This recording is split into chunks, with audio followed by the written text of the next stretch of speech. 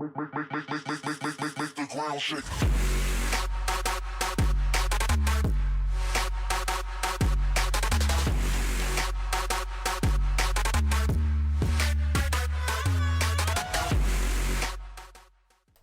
Wassalam alaikum à tous mes très chers abonnés, aujourd'hui on se retrouve pour une nouvelle vidéo, en tout cas en espérant que vous allez comprendre cette vidéo, le sens de cette vidéo, l'histoire que je vais vous raconter et la petite... les petits moments débat on va dire, le petit moment où on va débattre justement sur ce sujet là. J'espère en tout cas que vous comprendrez cette vidéo sans sens parce que c'est une vidéo vraiment très importante en tout cas pour chacun d'entre nous, pour vous aider justement à comprendre certaines choses et pour que vous aussi vous puissiez vous donner des conseils les uns et les autres dans l'espace commentaire. Je compte sur vous en tout cas pour interagir. Aujourd'hui je suis là tout simplement pour parler justement d'un acteur russe. Très récemment, il lui est arrivé quelque chose de vraiment très grave, quelque chose qui pourrait arriver à n'importe qui d'entre nous. En France, c'est beaucoup moins risqué, mais dans des pays, c'est un peu plus risqué, enfin, c'est un peu plus risqué que dans d'autres. Admettons, quel pays? La Russie. Alors la Russie, si vous cherchez bien, si vous regardez bien, c'est un pays où il y a énormément de gens qui disparaissent et il y a énormément du vol d'organes. Les gens se volent des choses pour les revendre. Vous vous rendez compte?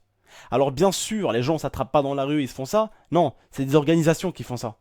C'est pas les Russes qui font ça, c'est une organisation. C'est une organisation russe qui crée quelque chose et qui kidnappe des Russes même et qui leur font subir les pires tortures au monde.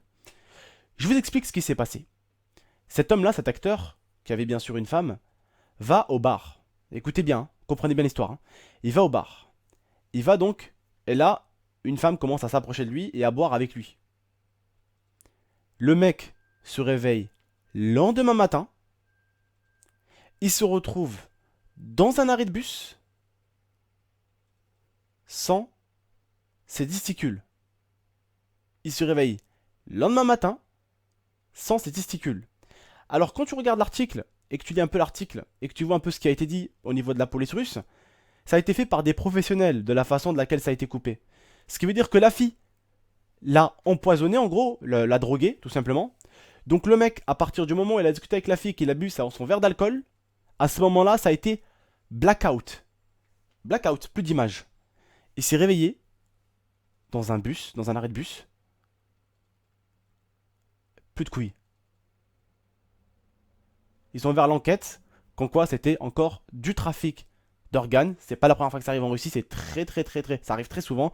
Alors en France, on n'en entend pas, mais alors pas du tout parler de ça, du trafic d'organes. C'est pas un truc qu'on a souvent. Mais vous savez, dans les pays occidentaux, par exemple, dans certains pays justement occidentaux ou occidentaux, je sais pas comment on peut dire ça exactement, mais il arrive énormément de trafic d'organes parce qu'il faut savoir que les organes, ça coûte très cher. Alors oui, il y a des organisations justement qui s'amusent à kidnapper des gens, comme lui, ils l'ont kidnappé, ils l'ont découpé ses coucougnettes en gros, et ils l'ont remis dans un arrêt de bus. Leur but n'est pas forcément de tuer la personne, mais c'est de lui piquer quelque chose. Alors ils auraient pu lui piquer un poumon, enfin un poumon, ils sont capables de tout faire, ils sont capables de tout piquer. Un foie, un cœur, bref. C'est en tout cas des professionnels qui lui ont fait ça. Ils l'ont tout simplement enlevé avec une femme, donc à l'aide d'une femme. Ils l'ont enlevé et ils l'ont ramené quelque part. Et ils l'ont coupé ses cacahuètes et plus rien. Le mec s'est réveillé dans un arrêt de bus, blackout. C'est un truc qui pourrait arriver à n'importe qui d'entre nous. C'est pour vous dire qu'il ne faut jamais faire confiance à personne et encore moins en boîte de nuit. Tu vas avec tes potes, ok. Mais les petits gars qui me regardent, ou même les plus grands, ou même les filles ou les garçons, n'importe qui me regarde là, vous devrez savoir qu'il faut vraiment faire attention à vous et surtout avec qui vous traînez, avec qui vous rentrez à l'hôtel après une bonne rosée, si tu vois ce que je veux dire. Vous êtes bien arrosé la gueule, alors on rentre avec une personne qu'on connaît pas, on sait pas ce qu'elle a dans la tête, on sait pas si cette personne là est complètement cinglée, on connaît pas la personne, on sait pas ce qu'elle peut nous faire.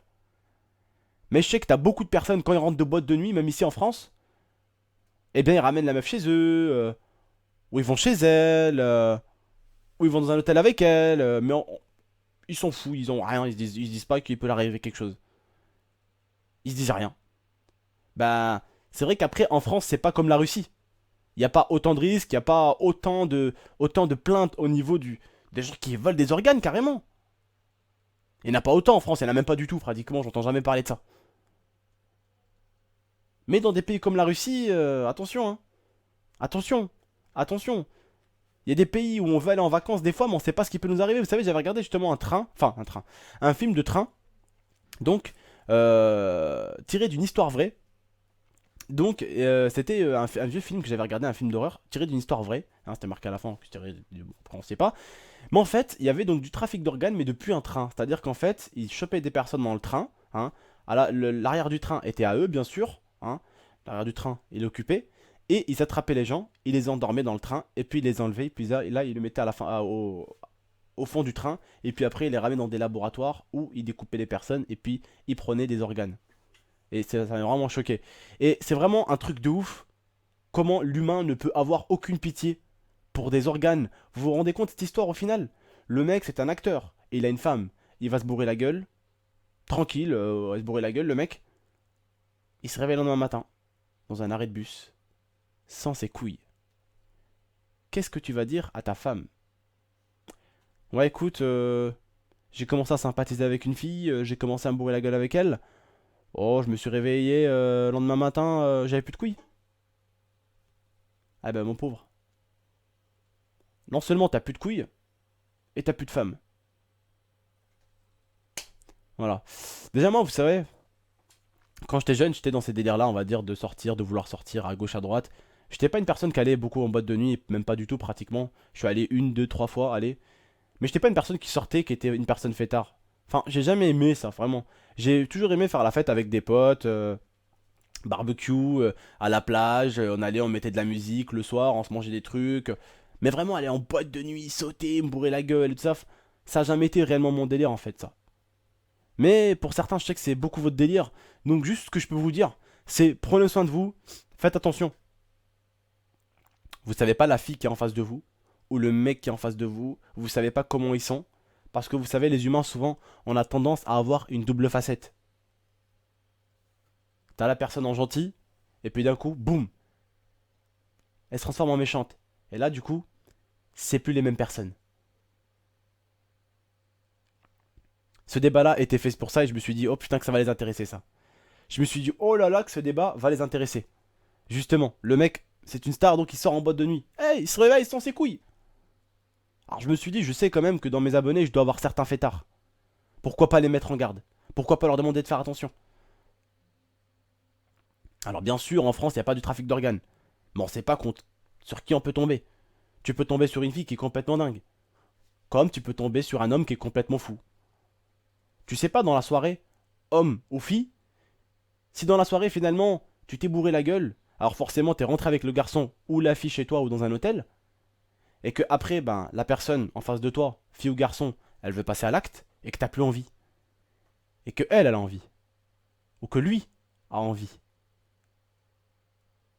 Là il se passera une toute autre histoire. Moi, si je peux vous conseiller pour ceux qui boivent un minimum, ceux qui boivent de l'alcool, ce que je peux vous conseiller, c'est de boire votre alcool chez vous. Vraiment. Chez vous, vous faites une petite fête avec des amis chez vous, et vous buvez votre alcool chez vous. Parce que quand on boit de l'alcool, les êtres humains, on n'est plus nous-mêmes. Tu ne te contrôles pratiquement plus. Tu vois la vie en rose, tu vois des éléphants voler, tu vois des... Voilà, tu m'as compris, tu vois la vie est belle, t'es bien, ouais, t'es bien. Et la vie n'est pas bien. Elle est bien, mais elle a ses limites. C'est à ça qu'il faut faire gaffe. Et c'est là où, justement, je suis là pour vous dire de faire attention à vous. Moi, personnellement, je vais vous dire encore une fois de plus, je suis pas un mec forcément qui a énormément bu d'alcool dans sa vie.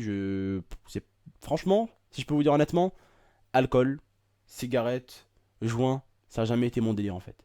Ça a jamais été mon délire. Le coca, oui, ça oui. Ça, je vous l'accorde. Coca, j'y vais. Heureusement que c'est pas de l'alcool. Je serais bourré tous les jours. Coca, j'en bois beaucoup, c'est vrai. Ou même, je bois beaucoup de menthe, par exemple. La menthe, par exemple, moi, tu mets de la menthe au congélateur, je vais en boire pendant 8 mois, tu vois. Mais tout ce qui est alcool et tout, ça m'intéresse pas. Et puis, ça nous rend plus nous-mêmes. On n'est plus nous-mêmes, souvent. On se rend pas compte, mais on n'est plus nous-mêmes. Alors, je peux comprendre que certains, des fois, vous allez me dire, oui, mais tonton, on se met bien avec l'alcool et tout ça. Je peux comprendre, ça, après, c'est votre choix.